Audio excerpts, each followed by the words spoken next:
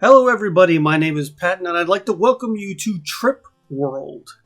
This is a single-player platformer developed and published by Sunsoft for the Game Boy. It was released in November 27th, 1992 in Japan and Europe only, so we never got this one over here.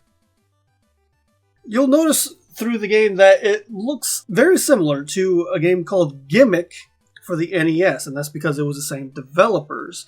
As far as I can tell, it's not related in the same story, but the character designs and level layouts, things like that, definitely look a lot like Gimmick, and that's why. Look at that. See, there you go. There's the rabbit.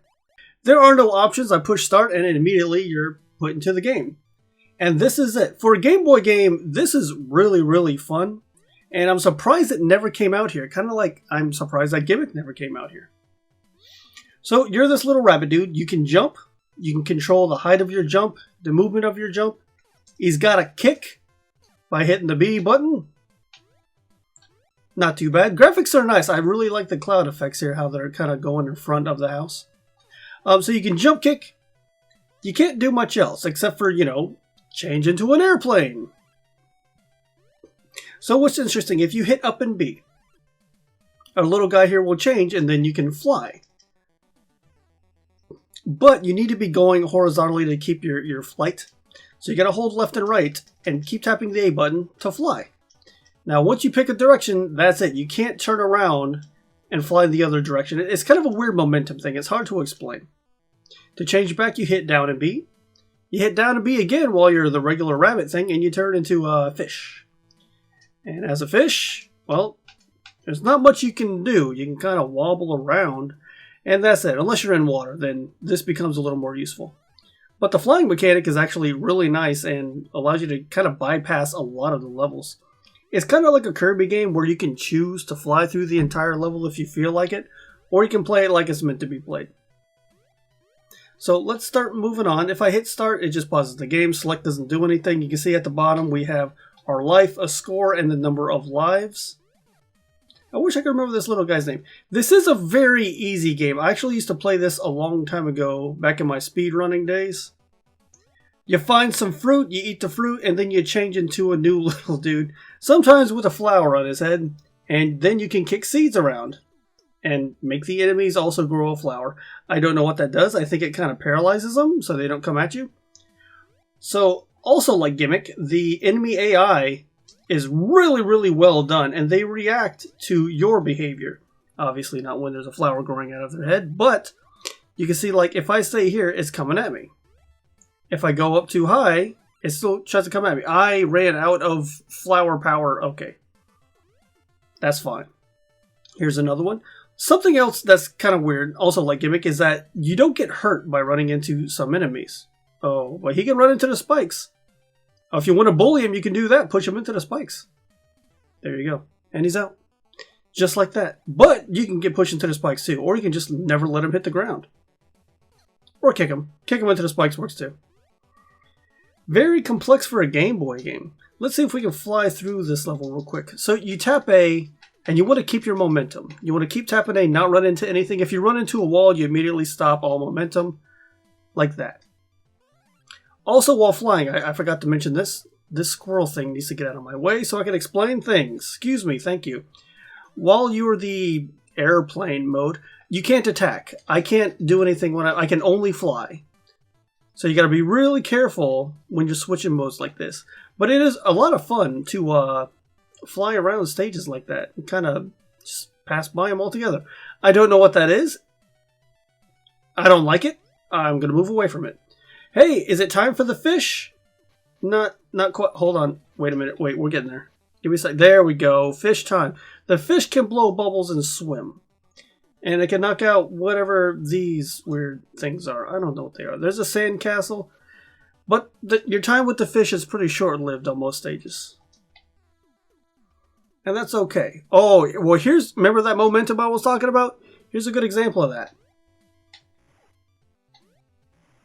Okay, this is not going as well as I hoped. Hold on, let me show you a better way to demonstrate the momentum. All right, so we're playing guy. As a plane, you can slide and get a lot of speed as airplane rabbit. Here's a boss. Or is it just bypass this and jump down? The game is filled with things like that. I don't know what just flew. Okay, upside down cat. Upside down cat. I don't know what that is down there, but I don't like it. I think it's going to hit me. It's trying to. That cat's a nuisance. But that's okay. We don't have to fight it. You don't have to fight many things in this game. Except for bosses like this one. Alright. And the bosses, like Gimmick, react to how you're fighting.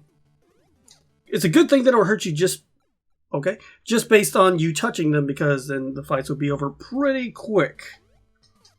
So let's try that again. You really got to get up in their business when you're fighting the bosses. You can make these fights go by really quick too, if you time everything right.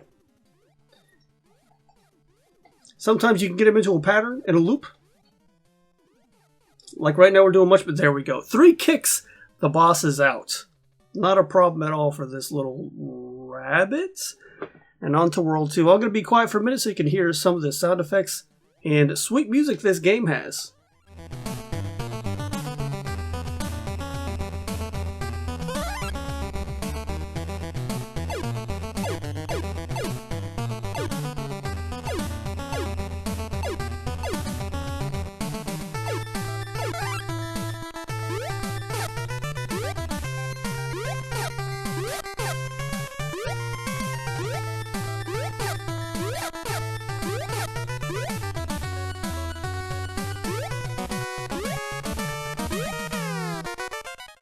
Very nice. I picked a really good time to eat that fruit and turn into a ball.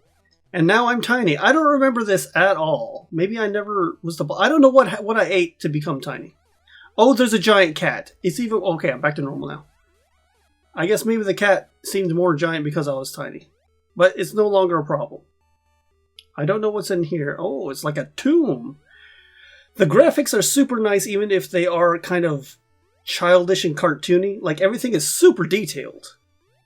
The backgrounds are nice, even all the characters are nice. And the enemies, what I really like about this game. I mean, there's a lot I like about it. But did I just go around in a circle? I did. Something I really like about this game, I did not go around in a circle. I got a flower. What is going on? Sorry.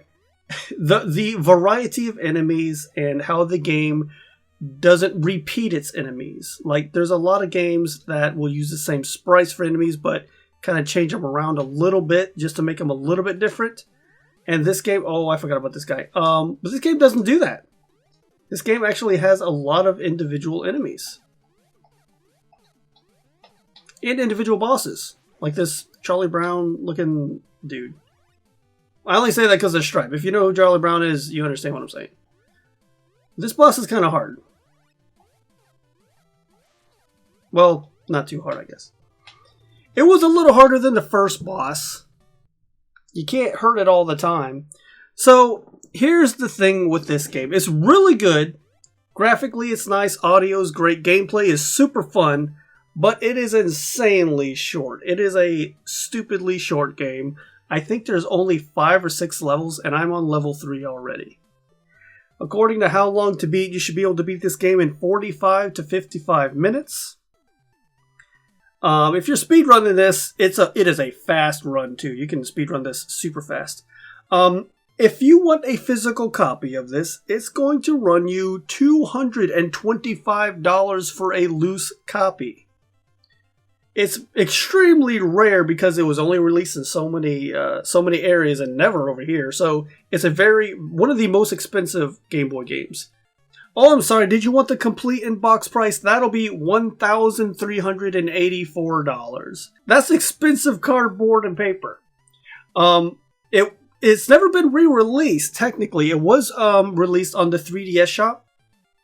I don't think it was over here in the States, though. The reason that this caught my attention is because I found out that Limited Run Games is going to be re-releasing this. Probably for its standard price around like $30, I think, for a physical copy, or I'm not exactly sure. I couldn't find any information on it. But this is getting a release over here in the States through Limited Run Games. So you don't have to spend so much money on this one. So if you want a really quick, fun-to-play platformer, I do recommend Trip World. I also recommend Gimmick. Maybe we'll take a look at that one day. Once again, my name is Patton, and I'll see you next time.